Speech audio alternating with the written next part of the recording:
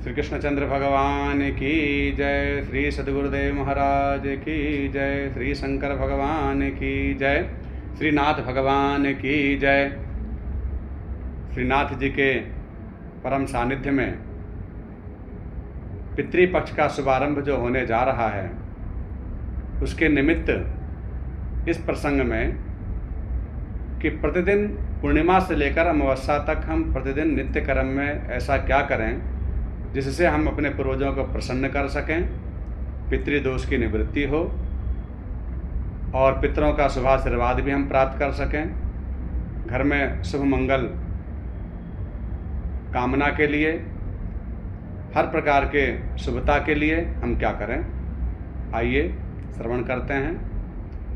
सर्वप्रथम अपने नित्य कर्म से निवृत्त होकर के मस्तक पर चंदन लगाकर, बाएं कंधे पर तौलिया रखकर, अपने पितरों को नमस्कार करके और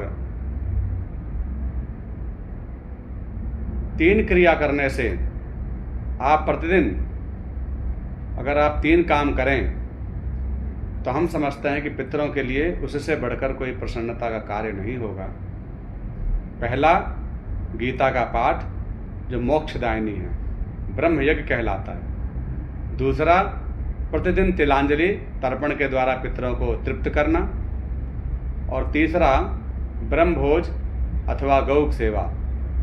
तो ये 3 कार्य जो हैं पितरों को सद्गति देने वाले हैं। संक्षिप्त रूप में इसकी विधि यह है कि 1 लोटा जल, जिसमें पहले गंगा जल डालकर काले तिल, कच्चा दूध मिश्रित कर लें और किसी आसन पर बैठ करके पूर्वाभिमुख, पूरब की ओर मुख करके, तौलिए को उल्टे कंधे पर रख करके हाथ में थोड़ा सा जल लेना है और संकल्प करें, नाम अपना, गोत्र, हमारे ज्ञात अज्ञात समस्त पितृगणों की प्रसन्नता के लिए, सद्गति के लिए, पितृदोष निवारण के लिए हम गीता का पाठ कर रहे हैं। प्रभु इसका फल हमारे पूर्वजों को प्रदान करें। यह कहकर वो हाथ का जल किसी कटोरी में डाल दें। उसके बाद आप गीता का 7वां अध्याय, अथवा ज़्यादा श्रेष्ठ होगा कि प्रतिदिन 1 अध्याय की दृष्टि से करते रहें, किसी दिन 2 कर लें और 18 अध्याय आप अमावस्या तक कंप्लीट कर लें। उसके पश्चात वह जल पीपल के पास जाएं या किसी गौशाला में भी जा सकते हैं। पीपल के न मिलने पर गौ के खुर में भी डाल सकते हैं, गौ के सींग पर से भी चढ़ा सकते हैं, गौ के पूंछ से भी चढ़ा सकते हैं। गौ पूंछों तक तर्पण का भी विधान है। और नहीं तो पीपल तो सबसे बढ़िया है। पीपल पर अगर आप दूध चढ़ाएं तो पीपल बहुत बड़ा होना चाहिए, और छोटे अगर पीपल पर जल चढ़ा रहे हैं तो उसमें दूध केवल आधी चम्मच पड़ा होना चाहिए, क्योंकि छोटे पीपल को दूध डालने से पीपल क्षति पहुंचती है, बढ़ता नहीं है। डालते समय भी यही संकल्प करना है, हमारा नाम, गोत्र, हमारे ज्ञात अज्ञात समस्त पितृगणों की प्रसन्नता सद्गति के लिए हमें तिलांजलि अर्पित करता हूँ, स्वीकार करें। यह कहकर वो जलांजलि, तिलांजलि अंगूठे के तरफ से हाथ में एक कुसा रख करके आप दे दीजिए। तो कुसा के अग्रभाग से गिरा हुआ जल पितरों को अमृत के समान फल देने वाला होता है।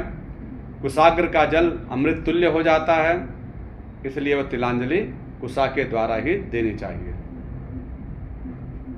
उसके पश्चात घर पे से 4 रोटी 2 रोटी यथाशक्ति अनुसार उस पर देसी खांड अथवा 5 बतासे काले तिल रख करके और पुनः संकल्प करें कि जो हमारे पूर्वज पितृगण हैं उन सबकी प्रसन्नता के लिए, सद्गति के लिए यह गौ सेवा देता हूँ, स्वीकार करें।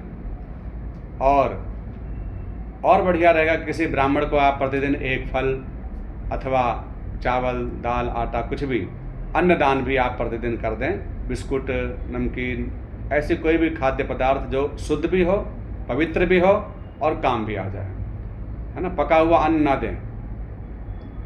तो ऐसा कोई, तो ब्राह्मण भोजन भी, गौग्रास भी, ये आप 16 दिन तक करें तो 16 तिथियों में हमारे समस्त पूर्वजों की तिथियां आ जाती हैं, जिससे समस्त पूर्वज हमारे प्रसन्न हो जाएंगे। श्री कृष्ण भगवान की जय।